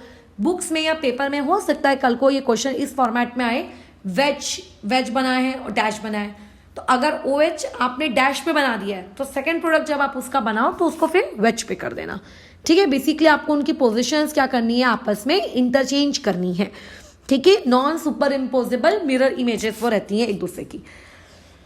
डन कहानी। बस इसी तरीके के क्वेश्चंस और तुम लोगों को देखने को मिलेंगे। जैसे एक और देख लेते हैं, थोड़े बहुत क्वेश्चंस के साथ और प्रैक्टिस करते हैं। इस टाइप की जो डायग्राम है ना, फिशर प्रोजेक्शन कहते हैं। कौन सा प्रोजेक्शन कहते हैं, फिशर। क्या हमने ये फिशर प्रोजेक्शन पढ़ा है, कहाँ पढ़े हैं, बायोमोलिक्यूल्स जब पढ़े थे तब हमने सीखा था फिशर प्रोजेक्शन। तो ये मान लेते हैं आपको पर्टिकुलर क्वेश्चन दिया है, यहाँ पर लिख दिया है भैया H2O/ एसीटोन। तो एसीटोन को देखकर अपना बीपी हाई मत करना। और मैं बता दूं यूजुअली एसीटोन लिखकर नहीं आता है, एसीटोन के बदले वो बड़ा सा दैत्य मॉलिक्यूल CH3 C+O CH3 लिखकर आता है। ऐसा इसीलिए ताकि आप कंफ्यूज हो जाओ और आप ये सोचो कि अच्छा जरूर है इस क्वेश्चन में एसीटोन किसके जैसे बिहेव कर रहा होगा एज अ न्यूक्लियोफाइल उसका, तो यहाँ पे नहीं है। सबसे पहले तो आपको कार्बोकैटायन क्रिएट करना, आप पहले तो देखिए कार्बोकैटायन क्रिएट करवा लीजिए। तो PH, यहाँ पर आपका हाइड्रोजन, बेसिकली यही वो पॉइंट है जहाँ कार्बोकैटायन क्रिएट हुआ। यहाँ पे आ गया Me, यहाँ आ गया H और यहाँ पे आ गया PH। तो first of all you have to think कि क्या ये कार्बोकैटायन खुद को रीअरेंज करवाएगा क्या, सबसे पहले तो आपको ये सोचना है। तो फिलहाल देखो ये कार्बोकैटायन कितने डिग्री का है, ये कार्बन 2 डिग्री कार्बन है ना, एक PH से जुड़ा है और एक नीचे वाले इस कार्बन से जुड़ा है। अगर ये कार्बोकैटायन नीचे वाले कार्बन के पास आ जाता है तो ये कार्बन कितने डिग्री का है, 3 डिग्री का है। क्या 3 डिग्री में आने से उसकी रेजोनेंस वाली स्टेबिलिटी बिगड़ रही है क्या? क्योंकि ऊपर जब वो पीएच से कनेक्टेड है, पीएच मतलब बेंजीन रिंग मतलब रेजोनेंस, तो नहीं, नीचे आने पे उसकी रेजोनेंस वाली स्टेबिलिटी नहीं बिगड़ रही क्योंकि नीचे भी एक पीएच है। तो बेसिकली क्या होगा, कार्बोकैटायन को हम यहाँ शिफ्ट कर देंगे और हाइड्रोजन को हम ऊपर शिफ्ट कर देंगे। ठीक है, सो इसका जो रीअरेंज प्रोडक्ट है वो आपको कैसा दिखेगा, पीएच, यहाँ पे कार्बन के पास एक हाइड्रोजन पहले से था, एक और आ गया, so it would be CH2। यहाँ पे आपका ये कार्बन, यहाँ पे हो गया Me, यहाँ पे हो गया पीएच और पॉजिटिव चार्ज आ गया यहाँ पर। अब सबसे पहले तो H2O को डाले हो, तो H2O को डालने पे बोलो आप लोगों को आंसर क्या मिलेगा, आपको आंसर मिलेगा यहाँ पर पीएच, यहाँ पे CH2, यहाँ पे आपका वो कार्बन, इधर पे Me, इधर पे OH और यहाँ पे पीएच। लेकिन तुम चेक करो क्या ये पर्टिकुलर कार्बन आपका कायरल है, बिल्कुल ये कायरल कार्बन है। तो अगर ये कायरल कार्बन है तो इसका मतलब हम लोगों को क्या मिलेगा, आप लोगों का इसका एक प्रोडक्ट और मिलेगा। और अगर एक प्रोडक्ट और मिलेगा तो हम लोगों को प्रोडक्ट बनाते वक्त बस क्या करना है, उसका ओरिएंटेशन चेंज करना है और कुछ भी नहीं। ओरिएंटेशन चेंज करेंगे, कैसे करेंगे बताओ, बहुत ही सिंपल है। जो OH आपको अभी पहले राइट साइड दिख रहा था आप उसको लेफ्ट में भेज दो, और जो आपको लेफ्ट में दिख रहा था आप उसको कहाँ पे भेज दो, राइट में। ठीक है, हमको रेशमिक मिक्सचर बनाने हैं ना, बेसिकली क्या बनाने हैं, रेशमिक मिक्सचर्स बनाने हैं। ठीक है, तो बस इसी तरीके का काम तुम लोगों को करते जाना है, और तो कुछ इसमें एज सच है नहीं करने लायक। बहुत ही सिंपल सी चीज़ होती है और कुछ भी नहीं। बस ध्यान रखना आपको रीअरेंजमेंट करते आना चाहिए। अगर आपको रीअरेंजमेंट करते नहीं आता है तो तकलीफ होती है। ठीक है, तो रीअरेंजमेंट इसीलिए पहले सिखाए गए थे कि ताकि आपको तकलीफ ना हो। ठीक है, अगर रीअरेंजमेंट नहीं आता है और फिर भी तुम इस वीडियो को देख रहे हो तो फिर तुम लोगों का दर्द जो है, फीलिंग, वो निश्चित तौर पर होगी ही होगी। ठीक है, अच्छा, अब इसके अलावा एक दो इलस्ट्रेशंस हम और देख लेते हैं और उसके बाद इस पर्टिकुलर न्यूमेरिकल सॉल्विंग में एक दो इलस्ट्रेशंस की नीड नहीं है, एक्चुअली इतना काफ़ी है। ठीक है, बस एक नोट लिख लो, और नोट नहीं, एक क्वेश्चन लिखते हैं, क्वेश्चन के वाया इस चीज़ को समझते हैं। देखो, आप लोगों को मान लेते हैं क्वेश्चन दिया गया है, ये बहुत ही इंपॉर्टेंट सवाल है, इसको इंपॉर्टेंट मार्क कर लोगे। ये वो सवाल है जहाँ पे आपको मैक्सिमम चांसेस है आपके गलत होने के। सबसे पहले तो अगर ये क्वेश्चन आपको रैंडमली दिया जाता, ऐसे SN1 के वीडियो के तहत अगर आपको ये नहीं दिया जाता और आपको डिसाइड करना होता कि ये SN1 जाएगा कि SN2 जाएगा, तो हम में से मैक्सिमम लोग क्या करते हैं, अल्काइल हैलाइड की डिग्री चेक करते हैं। हमने डिग्री चेक की, हम देख रहे हैं कि Br जिस कार्बन से अटैच है, भैया वो कार्बन तो कैसा कार्बन है, आप लोगों का एक 1 डिग्री कार्बन है। तो ऐसे में मैक्सिमम लोग ये सोचते हैं कि अच्छा ये जो पर्टिकुलर क्वेश्चन है ये ज़रूर आप लोगों का SN2 मैकेनिज्म है, क्योंकि SN2 मैकेनिज्म में यूजुअली हम लोगों का क्या होता है, 1 डिग्री अल्काइल हैलाइड होता है। परंतु अभी अभी मैंने ऊपर बताया था, ये हो गई आपकी अल्फा पोजीशन, ये हो गई बीटा। कल को अगर अल्फा और बीटा के बीच में डबल बॉन्ड हो या कोई हेट्रो एटम हो बीटा से कनेक्टेड, तो आप बोलोगे कि वहां पे SN1 फेवरेबल है। तो यहाँ पे अल्फा और बीटा के बीच में डबल बॉन्ड नहीं है, लेकिन यहाँ पे बीटा पोजीशन पे देखो डबल बॉन्ड है। तो इसका मतलब ये रिएक्शन 1 डिग्री अल्काइल हैलाइड होने के बावजूद भी ये क्या करेगी, आप लोगों की रिएक्शन SN1 को क्या करेगी, ये फेवर करेगी। ठीक है, किस चीज़ को फेवर करेगी, SN1 को फेवर करेगी। ठीक है, अच्छा, अब देखो, तो सबसे पहले तो हम लोग कार्बोकैटायन देखो क्रिएट कर लेते हैं। कार्बोकैटायन को क्रिएट कर लो भैया जल्दी से। तो क्या हो जाएगा, देखो CH3 CH double bond CH CH2 और यहाँ पे पॉजिटिव। अभी मैक्सिमम टाइम हमारी सोच क्या होती है कि कार्बोकैटायन को रीअरेंज करवाइए, कार्बोकैटायन को रीअरेंज करवाइए, मैक्सिमम टाइम हमारी ये सोच होती है। तो क्या यहाँ पे कार्बोकैटायन को रीअरेंज करवा के कुछ बेटर ऑप्शन क्रिएट किया जा सकता है क्या? तो यहाँ पे देखो, अगर किसी को ऐसा लगता है, अगर किसी प्राणी को ऐसा लगता है कि आप एक काम करो, ये क्योंकि कार्बोकैटायन अभी फिलहाल 1 डिग्री का है, अगर ये लेफ्ट वाले कार्बन पे आ जाए तो मैडम मजे आ जाएंगे, 2 डिग्री कार्बोकैटायन बन जाएगा। ऐसे कई स्टूडेंट्स को लगता है, और जिन्हें लगता है ना, वो पता है वो क्या हरकत मारते हैं, वो CH3 लिखेंगे, CH लिखेंगे, डबल बॉन्ड C लिखेंगे, पॉजिटिव क्रिएट करेंगे और यहाँ CH3, मतलब बेसिकली वो लोग रीअरेंज करवा देंगे। ठीक है, यहाँ पे उन लोगों ने क्या करवाया, रीअरेंजमेंट करवाया। अगर तुमने कल का वीडियो देखा है तो तुम्हें उस वीडियो में कूट कूट के बताए गए थे 3 पॉइंट्स। बाइसाइक्लो कंपाउंड्स के ब्रिज हेड पोजीशन पे कार्बोकैटायन स्टेबल नहीं होता। दूसरा, आप लोगों का इस प्रकार का कार्बोकैटायन हाईली अनस्टेबल होता है जब डबल बॉन्ड या ट्रिपल बॉन्ड वाली पोजीशन के कार्बन पे पॉजिटिव चार्ज क्रिएट हो जाए। और तीसरी चीज बताई थी कि बेंजीन रिंग के ऊपर भी पॉजिटिव चार्ज स्टेबल नहीं होता। सो बेसिकली ये रीअरेंजमेंट करना क्या है, गुनाह है, दिस इज इनकरेक्ट। तो आप यहाँ रीअरेंजमेंट नहीं कर सकते। यहाँ पे आपने रीअरेंजमेंट की है, ये गलत है। तो ये रीअरेंजमेंट क्यों गलत है समझ गए हो? तो कल को अगर तुम्हारे अंदर से तुम्हारी आत्मा तुम्हें अगर चीख चीख के बोले कि यहाँ पे कार्बोकैटायन का रीअरेंजमेंट कर, तो मत करना। ठीक है, अच्छा अब बात आती है पॉइंट नंबर इसकी कि आप लोगों को यहाँ पर अगर ये पूछ लिया जाए कि बताइए क्या कहते हैं आपका, क्या नाम है इसका, हाँ अब ये रीअरेंज तो नहीं हो सकता, तो क्या इसी का प्रोडक्ट बना दे?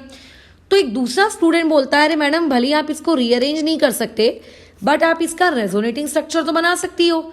तो मैंने कहा बिल्कुल रेजोनेटिंग स्ट्रक्चर तो बना सकते हैं, रेजोनेटिंग स्ट्रक्चर बनाने में क्या तकलीफ है? तो उसमें तो कोई तकलीफ नहीं है। बोलो कैसा होगा इसका रेजोनेटिंग स्ट्रक्चर? इसका रेजोनेटिंग स्ट्रक्चर कुछ इस प्रकार से होगा कि ये जो आपको पाई इलेक्ट्रॉन्स दिख रहे हैं ये आगे सिग्मा पे शिफ्ट हो जाएंगे। अगर ये पाई इलेक्ट्रॉन्स आगे सिग्मा पे शिफ्ट हो गए यानी कि CH3 CH single bond CH double bond CH2, जो एक्सट्रीम राइट का CH2 है उसके ऊपर का पॉजिटिव हट गया और जहां बेचारे के पास पहले डबल बॉन्ड था यहां पॉजिटिव आ गया। अब ये 2 रेजोनेटिंग स्ट्रक्चर है। रेजोनेटिंग स्ट्रक्चर नंबर 1 है मेरे पास और रेजोनेटिंग स्ट्रक्चर नंबर 2 है।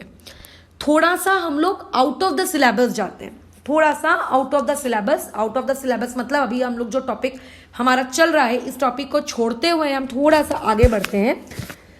तो हम ये देखते हैं कि हम लोगों ने रेजोनेंस स्ट्रक्चर की स्टेबिलिटी के कुछ रूल्स पढ़े थे। उन रूल्स के मुताबिक अगर कोई तुमसे पूछेगा कि कौन सा वाला रेजोनेटिंग स्ट्रक्चर ऊपर दिए हुए क्वेश्चन में ज़्यादा स्टेबल है, इसके साथ मेरा एक नोट, रेजोनेटिंग स्ट्रक्चर्स की स्टेबिलिटी वाला टॉपिक आप कृपया करके आज रिवाइज कर लें। जब इस तरीके से आप ऑर्गेनिक केमिस्ट्री पढ़ोगे ना कि पुराने टॉपिक्स को रिवाइज करते हुए चलोगे, जब भी उनकी आगे नीड पड़ रही है तो देखना कुछ महीनों बाद आपको वो पुराने टॉपिक्स बहुत अच्छे से याद हो जाएंगे। अदरवाइज ऑर्गेनिक केमिस्ट्री के रूल्स याद होने से रहे। और अगर तुम्हें शुरुआत की ऑर्गेनिक केमिस्ट्री नहीं आती और तुम अगर ऐसा सोच रहे हो कि मैं आगे की ऑर्गेनिक केमिस्ट्री पे कमांड बना लूंगा, तो ऐसा पॉसिबल ही नहीं है। या तो ऑर्गेनिक केमिस्ट्री आती है या तो नहीं आती है, बीच की इसमें कोई सिचुएशन नहीं होती कि थोड़ी थोड़ी आती है थोड़ी थोड़ी नहीं आती है, ऐसा नहीं होता है। ये फिजिकल या इनऑर्गेनिक नहीं है कि एक चैप्टर पसंद नहीं आया उसको छोड़ दिया और सेकेंड चैप्टर से अपनी जर्नी कंटिन्यू कर ली। यहाँ ऐसा नहीं चलता। यहाँ अगर पढ़ा जाता है तो पूरा पढ़ा जाता है या तो नहीं पढ़ा जाता है। ठीक है, तो अगर कोई तुमसे रेजोनेटिंग स्ट्रक्चर जो दिए हैं फिलहाल के लिए 2, इनमें अगर कोई इनकी स्टेबिलिटी पूछे तो तुम्हें पता होना चाहिए कि कौन ज़्यादा स्टेबल है।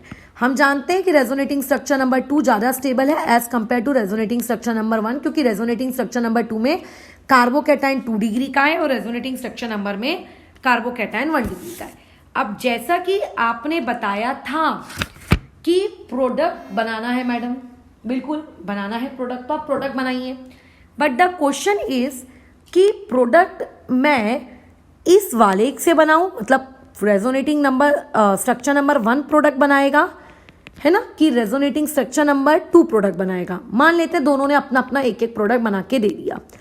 अब अगर कोई मुझसे पूछेगा कि इनमें मेजर प्रोडक्ट कौन है, मेजर मतलब ज़्यादा क्वांटिटी में कौन बनता है, तब सुनो यहाँ पे होती है एक स्टूडेंट से मिस्टेक। अब वो मिस्टेक क्या होती है, तुम्हें इस पूरे क्वेश्चन या पूरे वीडियो के दौरान कूट कूट के सिखाया गया है कि जो चीज स्टेबल होता है, जो कार्बोकैटायन स्टेबल होता है, उसका प्रोडक्ट बनाया जाता है। तो मैक्सिमम लोग ये कहेंगे कि क्योंकि बिकॉज रेजोनेटिंग स्ट्रक्चर नंबर 2 आपका ज़्यादा stable as compare to resonating structure number 1, इसीलिए उससे बनने वाला जो प्रोडक्ट होगा वो क्वांटिटी वाइज ज़्यादा होगा as compare to product number 1, quantity wise. ठीक है, किसके वाइज, क्वांटिटी वाइज। ठीक है, समझ रहे हो, किसके वाइज, क्वांटिटी वाइज। ये चीज़ ऐसी होगी। बट अब गड़बड़ है, एक मिनट में पानी पी लूँ।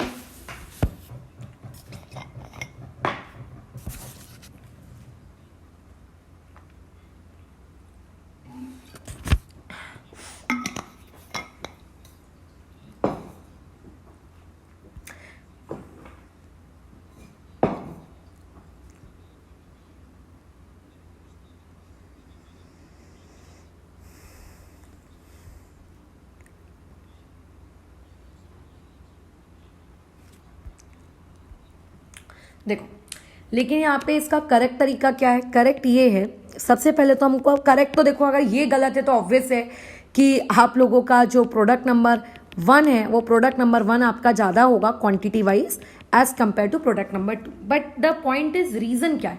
हम कब डिसाइड करेंगे कि प्रोडक्ट नंबर 1 ज़्यादा है कि प्रोडक्ट नंबर 2 ज़्यादा है?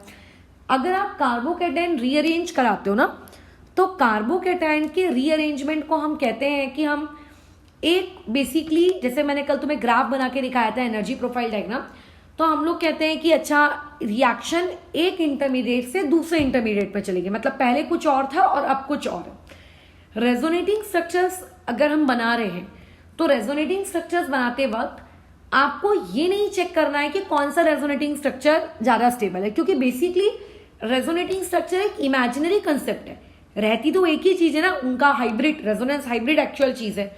तो in case of resonating structures 99% cases में रेजोनेटिंग स्ट्रक्चर्स के साथ जब भी डील करें, आप हमेशा उस कंपाउंड की स्टेबिलिटी देखें। जैसे अभी आप लोगों के पास कार्बोकेटाइन के नजर से आपने देखा, और आप ये देखिए कि अगर आप अगर आप मान लेते हैं इसके अकॉर्डिंग जाते हैं, तो यहाँ पे कितने अल्फा एच क्रिएट हो रहे हैं, यहाँ पे कितने अल्फा एच क्रिएट हो रहे हैं? 3 अल्फा क्रिएट हो रहे हैं। अच्छा, इसको अल्फा में काउंट नहीं करते, क्यों काउंट नहीं करते? मैंने हाइपर कॉन्जुगेशन में बताया था, हमें जो हमारा डबली बॉन्डेड सिस्टम होता है उसके बाजू में जो sp3 हाइब्रिडाइज कार्बन होता है उसके हाइड्रोजन लिखने होते हैं, या sp3 नहीं है।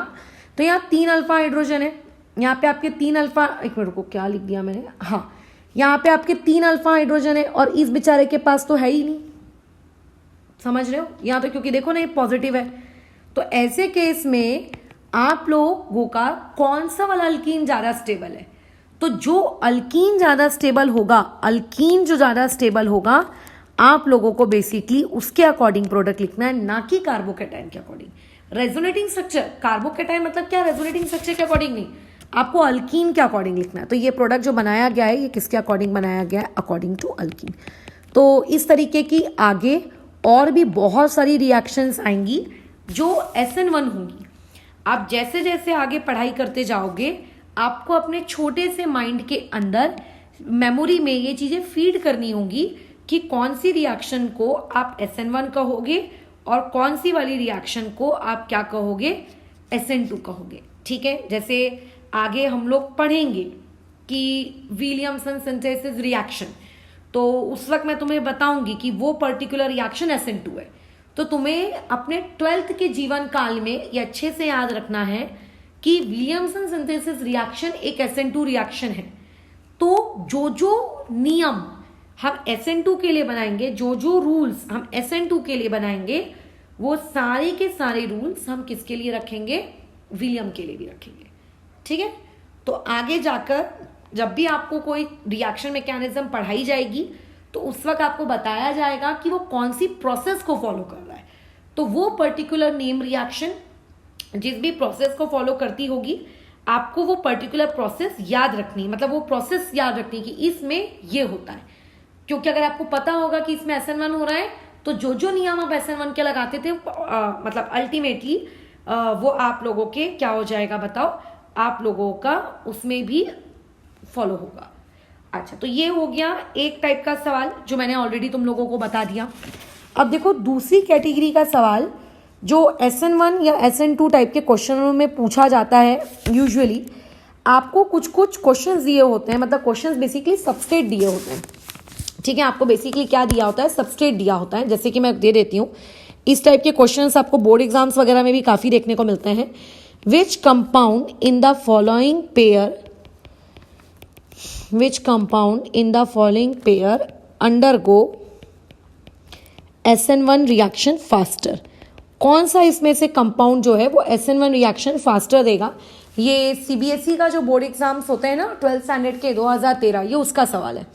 लेकिन इसको ये मत समझना कि इस तरह के सवाल आपके मेंस वगैरह में नहीं आते, उसमें भी आते हैं। ऑप्शंस दिए हुए होते हैं, आपको पहचानना रहता है। जैसे कि मान लेते हैं ये आपको दिया है, तो क्वेश्चन में तो यहाँ पे एकदम खुल्ला ये चीज़ बता दी गई है कि ये रिएक्शन एक SN1 है।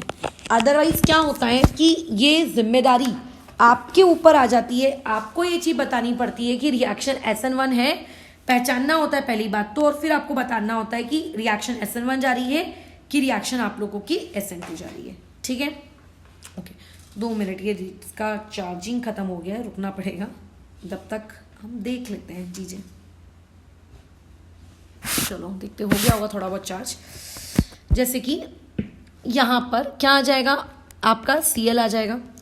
यहाँ पे इसका मैंने एक बाजू में पार्टनर बना दिया।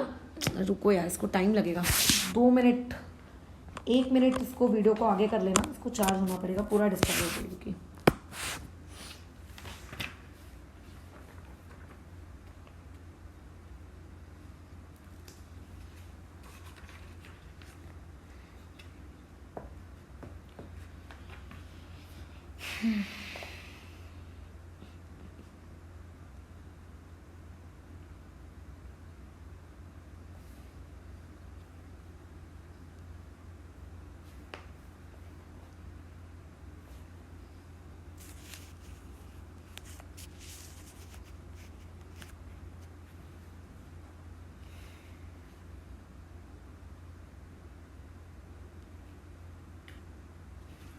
चलो देखते हैं कितना हुआ है।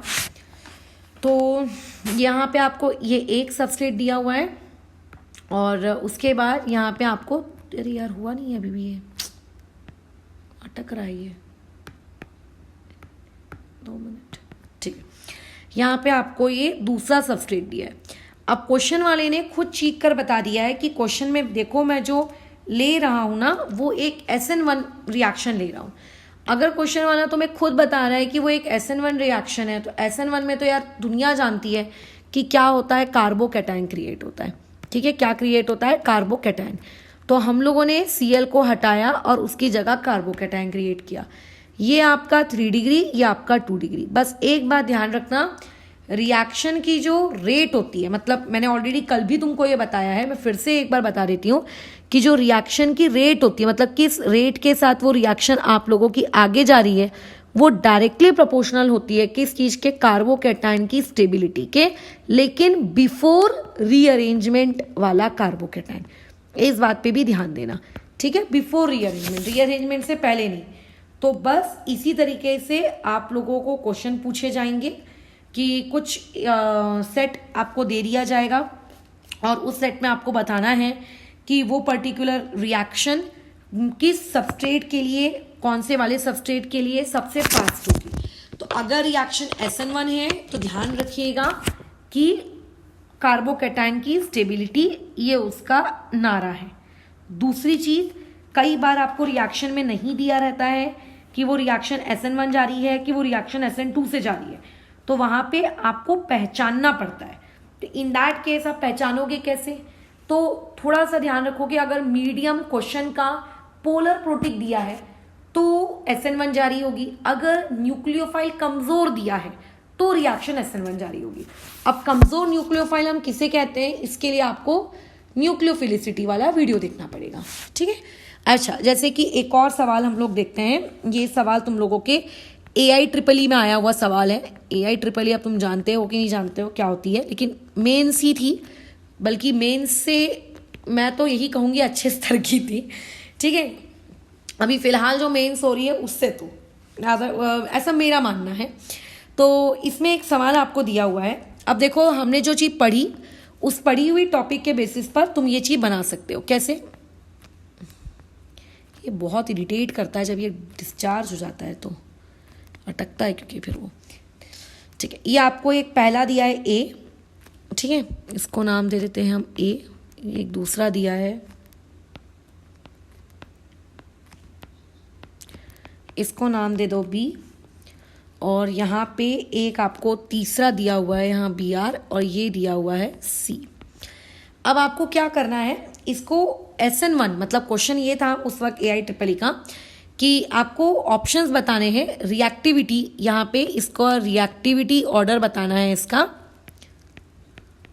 ऑफ SN1 के अकॉर्डिंग। ऑप्शंस कुछ इस प्रकार से दिए हैं, B C A, उसके बाद दिया है B A C, उसके बाद दिया है C B A, और उसके बाद आपको दिया है A B C। तो तुम तो जानते हो कार्बोकैटायन का मतलब SN1 मतलब SN1 का मतलब कार्बोकेटायन। तो यहाँ पे आप कार्बोकेटायन क्रिएट करिए, देखो क्या बनेगा, Me, ये इस तरीके से, यहाँ पॉजिटिव चार्ज, यहाँ कार्बोकेटायन क्रिएट करो, देखो ये डबल बॉन्ड, उसके बाद यहाँ पॉजिटिव चार्ज, यहाँ कार्बोकेटायन क्रिएट करो, यहाँ पॉजिटिव चार्ज। सबसे पहले तो आप कार्बोकेटायन को उसकी डिग्री लिख लिया करो। तो ये 1 डिग्री कार्बोकेटायन, ये 2 डिग्री कार्बोकेटायन, प्लस बाजू में डबल बॉन्ड, मतलब यहाँ पे रेजोनेंस हो सकता है ना, तो रेजोनेटिंग स्ट्रक्चर मतलब रेजोनेंस होगा।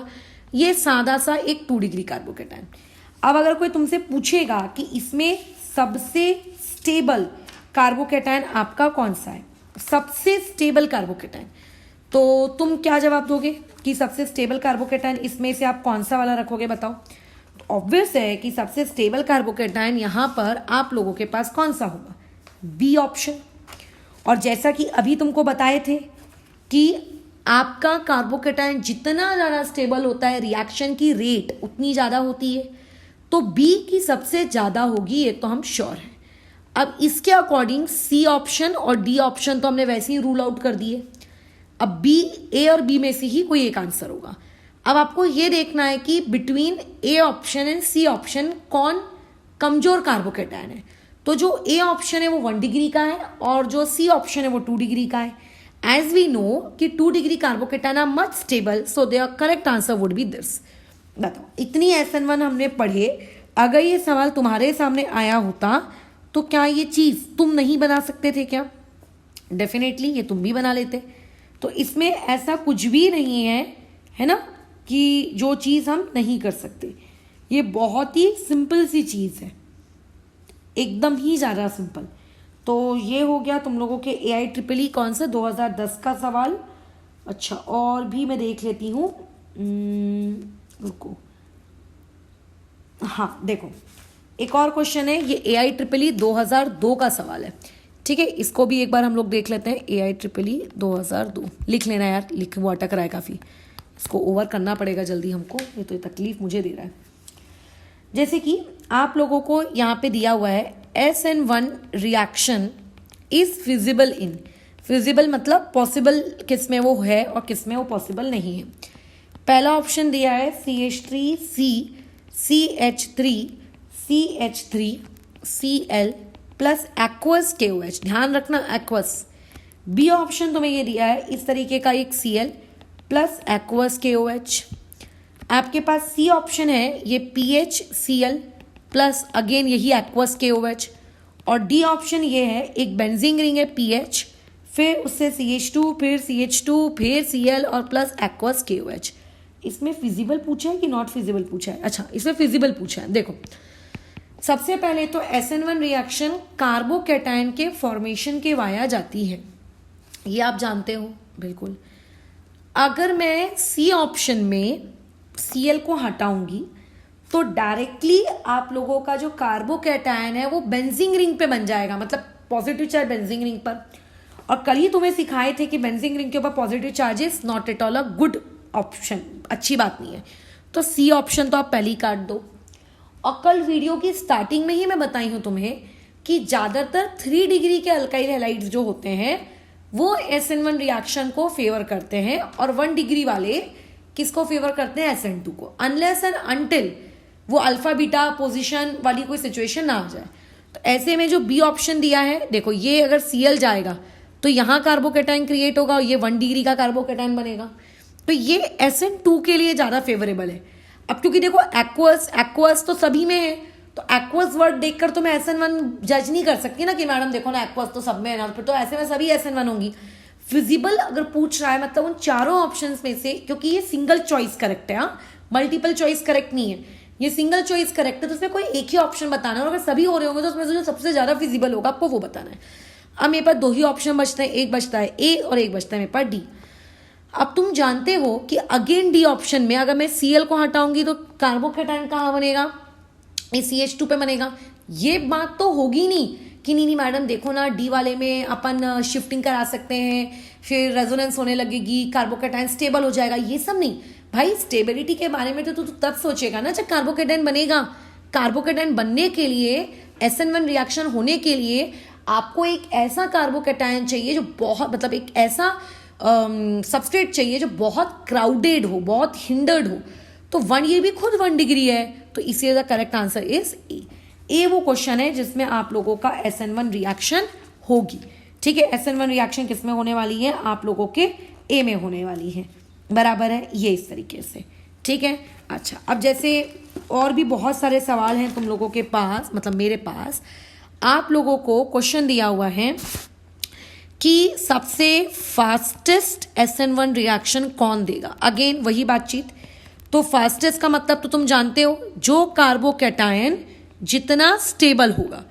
इस बारे में तो ये सोचना ही नहीं है कि कार्बोकैटायन बनेगा कि नहीं बनेगा। ठीक है, फास्टेस्ट पूछ रहा है ना, मतलब कार्बोकैटायन तुम बनाओ और कार्बोकैटायन बनाने के बाद तुम जज करो कि कौन सा वाला फास्ट है और कौन सा वाला स्लो है। देखो, इस सवाल को मुझे नहीं लगता एक स्टूडेंट को सॉल्व भी करने की ज़रूरत है, क्योंकि हमने जो पूरी की पूरी SN1 रिएक्शन की मैकेनिज्म पढ़ी, उस SN1 रिएक्शन की मैकेनिज्म पढ़कर अगर तुमको इतना भी नहीं पता है, ठीक है, कि मतलब क्या मैं बोलूँ फिर अभी, कि इसमें सबसे ज़्यादा फास्टेस्ट SN1 किस में होगी, अगर तुम ये नहीं बता पा रहे हो।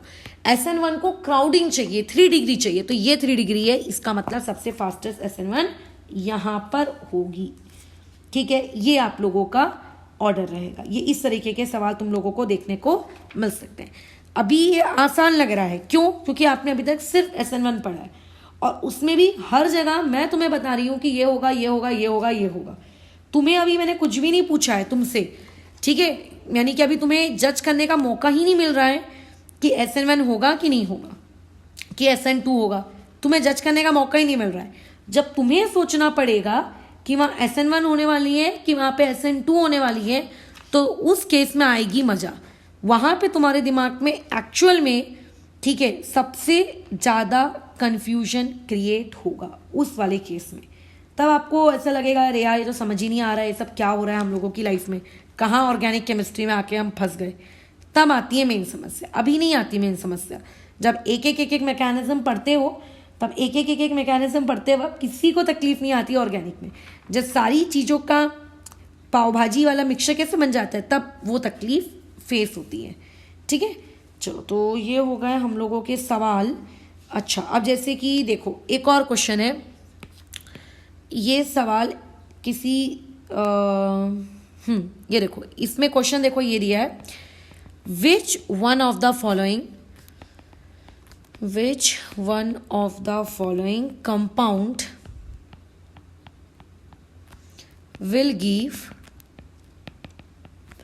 D and L form in SN1। ठीक है, मतलब क्वेश्चन में ये पूछ रहा है, आपको ऑप्शंस दिए जाएंगे डेफिनेटली नीचे, कि इनमें से किस ऑप्शन में आपको D या फिर L मिलेगा। तो D और L क्या होता है ये ऑलरेडी हम बता चुके हैं तुमको, बस मिलता कब है तुम्हें ये पता होना चाहिए। D और L तभी मिलता है जब आपका कार्बन, अल्फा कार्बन कैसा हो, कायरल हो। अगर अल्फा कार्बन आपका कायरल है, अब what do you mean by the term chiral, ये इसी पर्टिकुलर वीडियो में मैं बताई हूँ।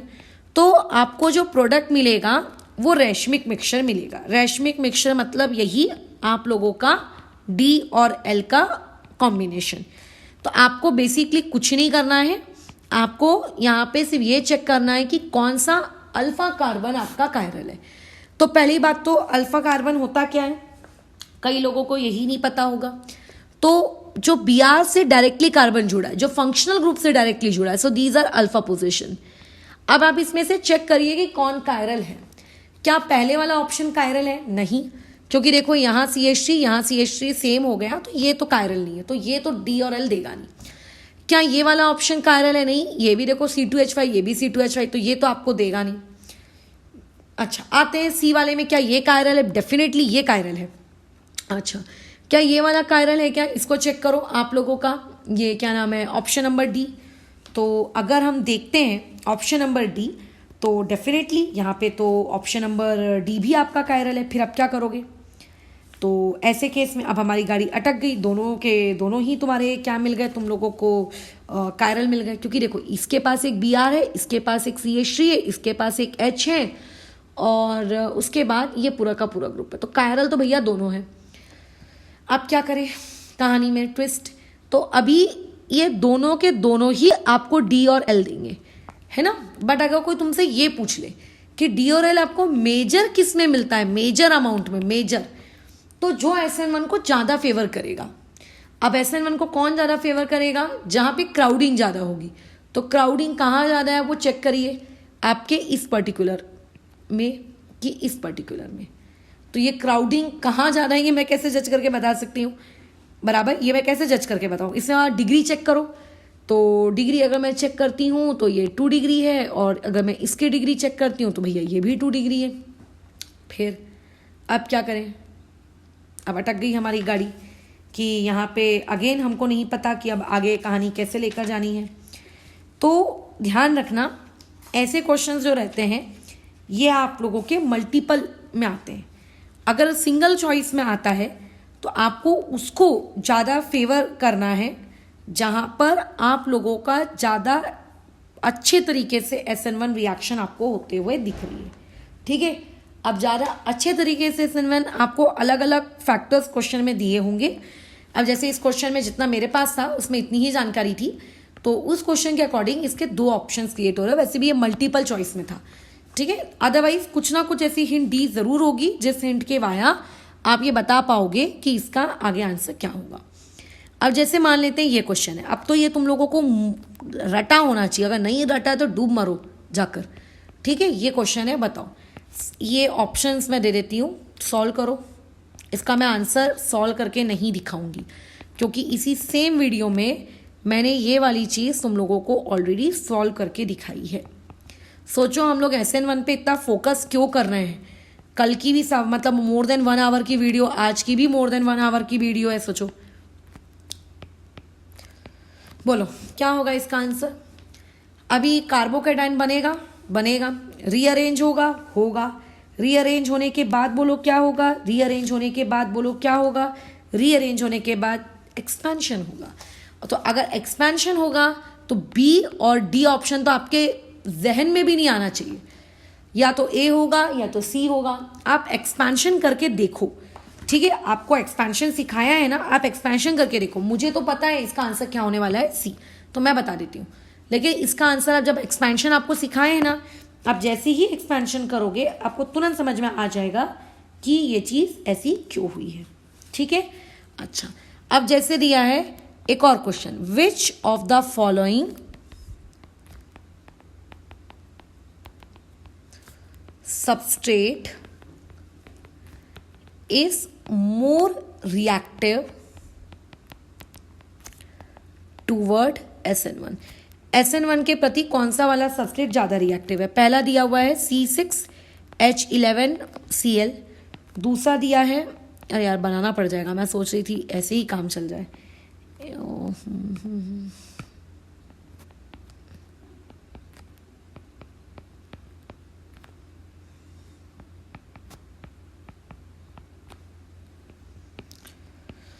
चलो देखो, बताओ कि कौन सा वाला आप लोगों का सबसे ज़्यादा रिएक्टिव होगा।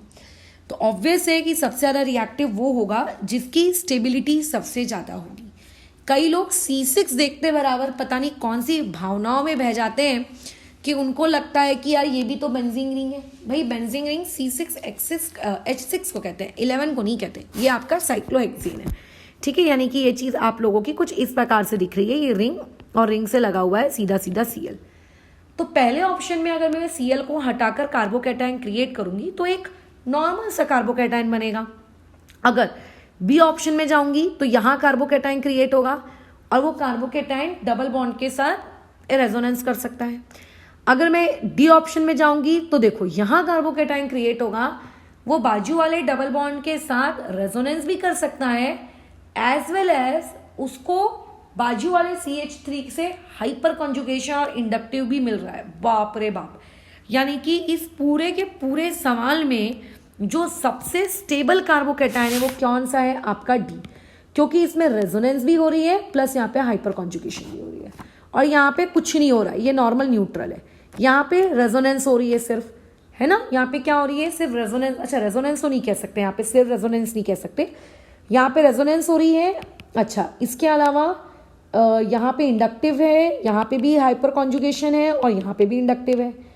अच्छा, इस वाले केस में आप लोगों के पास इंडक्टिव और हाइपर कॉन्जुगेशन हो रहा है, तो ऐसे में ए और सी को तो मैंने काट दिया क्योंकि बाकी के इसमें तो हाइपर कॉन्जुगेशन भी है ना और रेजोनेंस भी है। अब देखो, अब बात आती है अल्फा कार्बन गिनने की, तो पॉजिटिव यहाँ क्रिएट होगा, तो इस पॉजिटिव के रिस्पेक्ट में यहाँ पे कितने हाइड्रोजन होंगे? दो अल्फा हाइड्रोजन होंगे टोटल। इस तरफ में इस वाले को गिनेंगे कि अल्फा में? नहीं, इसको नहीं गिनेंगे क्योंकि अल्फा में वो वाले कार्बन के हाइड्रोजन गिने जाते हैं जो sp3 हाइब्रिडाइज होता है। अगर मैं डी वाले ऑप्शन में पूछती हूँ कि कितने अल्फा हाइड्रोजन है, उसको देख के बताओ, तो आपका, अरे यार कहाँ चला गया, 2 मिनट, आपका जो कार्बोकैटायन है वो यहाँ क्रिएट हो रहा है, इसके रिस्पेक्ट में तो नहीं देखेंगे, एक यहाँ देखेंगे और एक यहाँ देखेंगे, तो यहाँ टोटल 5 अल्फा हाइड्रोजन क्रिएट हो रहे हैं, यानी कि इस पर्टिकुलर ऑप्शन में ज़्यादा हाइपर कॉन्जुगेशन है। और ज़्यादा अगर हाइपर कॉन्जुगेशन है इसका मतलब स्टेबिलिटी आप लोगों की क्या है बोलो? ज़्यादा है। ठीक है, बस खत्म। ठीक है, और तो इसमें एज सच कुछ नहीं है तुम लोगों को बताने लायक। SN1 रिएक्शन में बहुत ही सिंपल सी चीज़ें थी, थोड़ा कंसेप्ट को अगर याद रख के काम करोगे तो तकलीफ नहीं होगी। मैं तुम लोगों को एक आज प्रैक्टिस क्वेश्चंस की शीट दे रही हूँ, उसमें सवाल जो है आप लोगों के electrophile, nucleophile, leaving group ability इससे रिलेटेड है। और हमने जो SN1 अभी किया और SN1 को हमने अभी जितने भी इलस्ट्रेशंस के वाया सीखा उससे रिलेटेड तुम लोगों को सवाल है। तो बेसिकली तुमको खुद को पता चलेगा, तुम खुद को जज कर पाओगे कि तुमने जो इतना पूरा SN1 अभी तक पढ़ा, इस SN1 से तुम्हें क्या शिक्षा मिलती है। क्वेश्चन तो देखो मैं ग्रुप में शेयर कर दूंगी, बट उस चीज को तुम लोग तब तक अटेम्प्ट नहीं करना जब तक तुम लोगों की खुद की कमांड नहीं बन जाती है इस चीज पर। अनलेस एंड अनटिल कमांड जब तक ना बने तब तक उसको हाथ मत लगाना।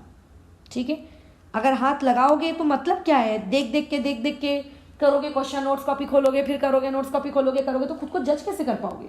इसीलिए मत करना। जब तुम्हें ऐसा लगे कि हाँ करके बेस्ट है मेरा, ठीक है, तो आप बोलना कि अब मैं कर सकता हूँ, और फिर उसके बाद तुम उसको अटेम्प्ट करने के लिए मूव करना। अभी हम लोगों का जो नेक्स्ट टॉपिक रहेगा वो SN2 मैकेनिज्म को लेकर रहेगा। हम लोग SN2 मैकेनिज्म पढ़ेंगे, वो सीखेंगे। ठीक है, और उससे रिलेटेड क्वेश्चंस को देखेंगे। अभी मेरे को एक क्वेश्चन देने का तो मन और कर रहा है, देख लेती हूँ, अगर अच्छा लगता है तो देती हूँ उसको।